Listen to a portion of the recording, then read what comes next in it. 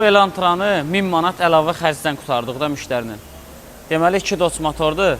Maşın su azaldır. Müştəri usta yanına gedib, satıcı pitiyə yazıb, obşum deyiblər ki, qalovkasında problem var, sökülməlidir. Gətirdi yanımıza, diaqnoz qoyduq. Yoxladıq maşını ki, yəni qalovkada problemi yoxdur. Su axıdan yeri vardı. Hətta demişdi ki, radiator da partlaqdır.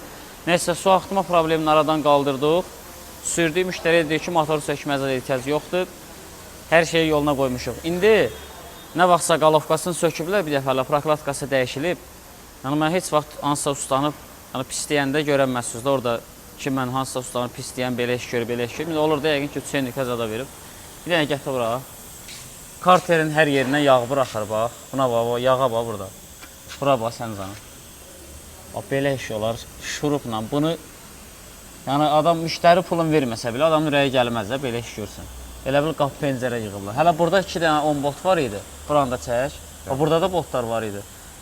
Heç birinin yəni oturmamışdı axıra kimi. Buna bax, şurupla. Ona görə motor hər yerinə yağ buraxır. Bax, görsən.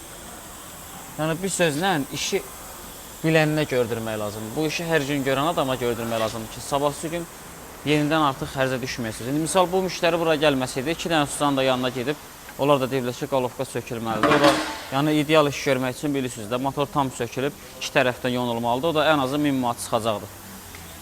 Düzəltdik, yəni elə bir problemi yoxdur, aradan qaldırmışıq. Sadəcə müştəri dedi ki, yağ axıdan yerlər də var, onu da düzəldin.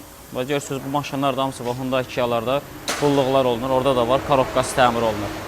Bu maşının da Koreyadan qardaş təzə gətirib, deyir ki, nə qulluq lazımdır, eləyin. Yəni, sepində zadında heç nə yoxdur. Baxmışıq, ehtiyac olmayan şeyləri biz müştəri heç vaxt demirik ki, dəyişək bunu, nə bilim, vaxtıdır, probekdir, boş şeydir. Bunun sepi, misal, bugün səs eləmirsə, dəyişməyə ehtiyac yoxdur. Karobkanın yağı yaxşıdırsa, dəyişməyə ehtiyac yoxdur. Həm də probekə də çatmayıb elə. Amma hava sisteminə baxdıq ki, təmizlənməlidir. Gətir, çək, baba, hava sistemində bunlar nəzərdə tutulur. Saj vıza soruşsuz, kollektor, samavar, zastonka, kəpənəklər, bunlar hamısı təmizlənir. Yəni, saj rejimə düşməyincə sökdürüb yuduzdurmaq, yəni o qədər də məsləhətdir, çünki sonra problem yaradır. Trasa çıxdınız, Tiptronic ilə 3000 aborotda 15 dəqiqə sürün, vaxtında, həftədə ən azı bir dəfə sürün ki, DPF tutulmasın. Bir də regenerasiya elətdirin, sürün geçsin. Bağla.